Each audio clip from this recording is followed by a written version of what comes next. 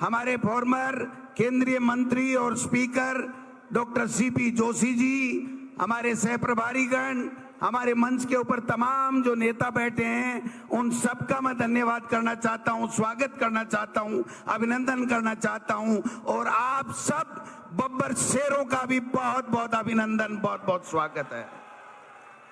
मानगे खड़गे साहब और केसी वेणुगोपाल जी, आपने राजस्थान में जिस तरीके से कांग्रेस को आगे बढ़ाने के लिए, इन बब्बर शेरों को तैयार करने के लिए हमको मौका दिया है, आज ये बब्बर शेर इस संविधान, इस लोकतंत्र और इस देश को बचाने के लिए अपनी जान की बाजी भी लगाने के लिए तैयार है। मैं निवेदन करना चाहता हूं इस मौके के ऊपर, आज पहलगांव में जिस प्रकार से जो कायराना हरकत की गई है आतंकियों के द्वारा पाकिस्तान के सह के ऊपर, वो बहुत ही कायरतापूर्ण घटना और उसकी जितनी निंदा की जाए कम है। और हमारे नेता राहुल गांधी जी और खड़गे साहब ने जब कह दिया कि पूरा हिंदुस्तान इस जवाबी कार्रवाई के लिए, आतंकवाद को समाप्त करने के लिए हम सब आपके साथ में हैं, तो हम सब कांग्रेस के बब्बर शेर इस कार्रवाई में सरकार के साथ में खड़े हैं। लेकिन हम पूछना चाहते हैं, मोदी जी केवल बातें ही होंगी या काम होगा? पहले पुलवामा में हुआ, आज पहलगांव में हुआ, ये हिंदुस्तान की जनता बर्दाश्त नहीं करेगी। ये चूक कहां हुई, ये पूछने का हर हिंदुस्तानी को अधिकार है। आप संविधान को तोड़ने की बातें करते हो, संविधान को बदलने की बातें करते हो, लेकिन आपने तो वादे बड़े बड़े किए थे मोदी जी। आपने कहा था बेरोजगारी खत्म करूंगा, 2 करोड़ लोगों को हर वर्ष नौकरी दूंगा, आपने कहा था महंगाई कम करूंगा, आपने कहा था किसान की आमदनी दुगुनी करूंगा, आपने कहा था सबको अच्छी शिक्षा मिले इसकी व्यवस्था करूंगा। लेकिन 11 साल बाद में ये हिंदुस्तान के लोग ये पूछना चाहते हैं, आपके उन वादों को क्या हुआ? आपने जो वादे किए थे, एक के बदले 100 सिर लाने की बात हुई थी, उस एक के बदले 100 सिर कब आएंगे? ये देश का नौजवान और देश का आम नागरिक आपसे पूछना चाहता है। अरे जिस पार्टी का देश का प्रधानमंत्री बने, वो अपनी पार्टी की मीटिंग बुला करके अपना नाम नहीं निकलवा सकता। और अब तो हद होगी राजस्थान में खड़गे साहब कि यहां जब मुख्यमंत्री का चयन होना था, तो भारतीय जनता पार्टी के बहुमत होने के बावजूद यहां पर उनसे राय मशविरा नहीं लिया गया और केवल दिल्ली से एक पर्ची आई और उस पर्ची ने तो यहां बेड़ा गर्क कर दिया। माननीय खड़गे साहब, बेड़ा गर्क कर दिया।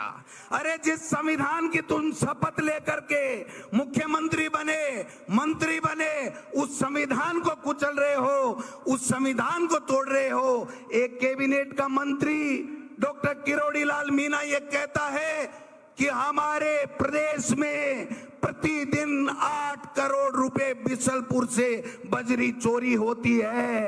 अरे अगर संविधान की शपथ लेने वाले मुख्यमंत्री और उनका कैबिनेट का साथी मंत्री अगर राजस्थान में बजरी माफिया हावी और भ्रष्टाचार की बात कहता है, तो आपके मुंह पर, होठों के ऊपर सिल क्यों जाते हैं? आपके होठ ये बताने का कष्ट करें। मैं निवेदन करना चाहता हूं आप सबसे कि संविधान में यह लिखा हुआ है कि 5 साल में राजीव गांधी जी हमारे नेता अमर हो गए, उन्होंने 73वां और 74वां संशोधन किया था। आज भी वो संशोधन के तहत 5 साल में पंचायती राज और नगर निकाय के चुनाव होने चाहिए। खड़गे साहब, यहां पर 5 साल से कोई चुनाव नहीं हो रहे हैं, 6 साल हो गए नगर निकाय के चुनाव नहीं हो रहे हैं। मैं पूछना चाहता हूं कि आप संविधान के अनुच्छेद 243E और 243U के तहत 5 साल में नगर निकाय और संविधान के चुनाव होने अनिवार्य हैं, है कि नहीं है? हो रहे हैं क्या? 1 साल से प्रशासक लगा रखे हैं। मैं पूछना चाहता हूं, आप संविधान की बातें कर रहे हो कि आप रैली क्यों कर रहे हो? ये रैली इसलिए कर रहे हैं कि आप संविधान को नहीं मान रहे हो, सुप्रीम कोर्ट के आदेश को नहीं मान रहे हो। सुप्रीम कोर्ट ये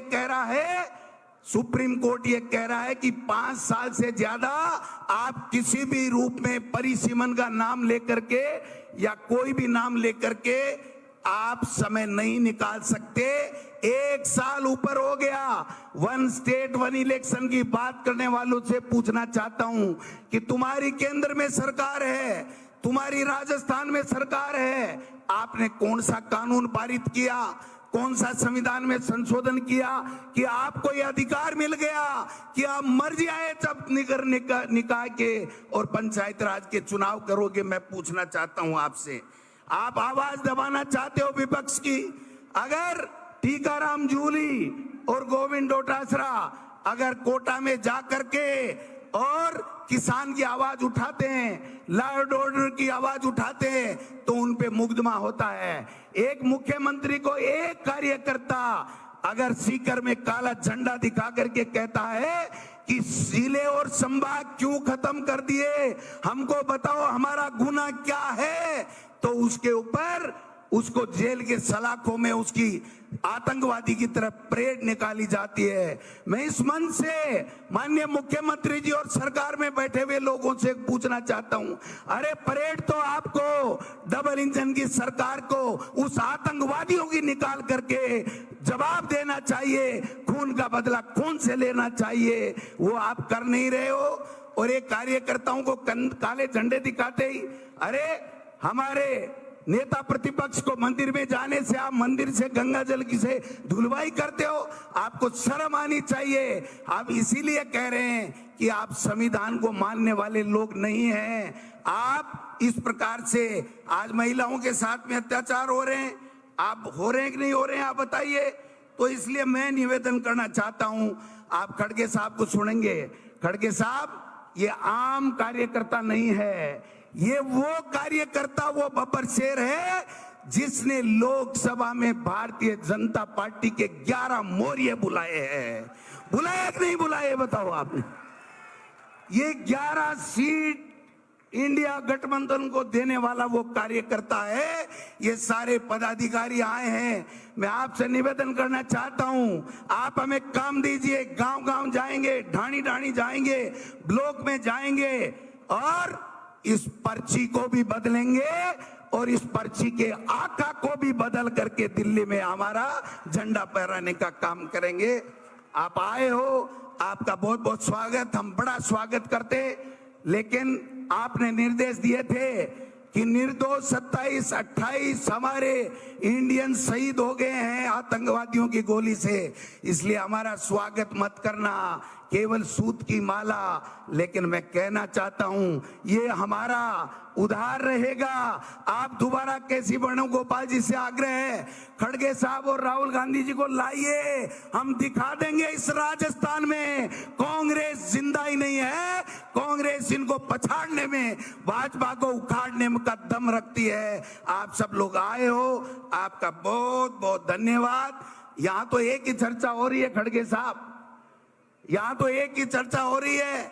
मंत्री कह रहे हैं कि मंत्रिमंडल का विस्तार कब होगा, आईएएस कह रहे हैं कि हमारी लिस्टें कब आएंगी, और आम जनता कह रही है ये राजस्थान की पर्ची कब बदलेगी। ये बात यहाँ पर हो रही है। आप सबका स्वागत, आप सबका भी दिल की गहराइयों से प्रदेश अध्यक्ष होने के नाते आपका बहुत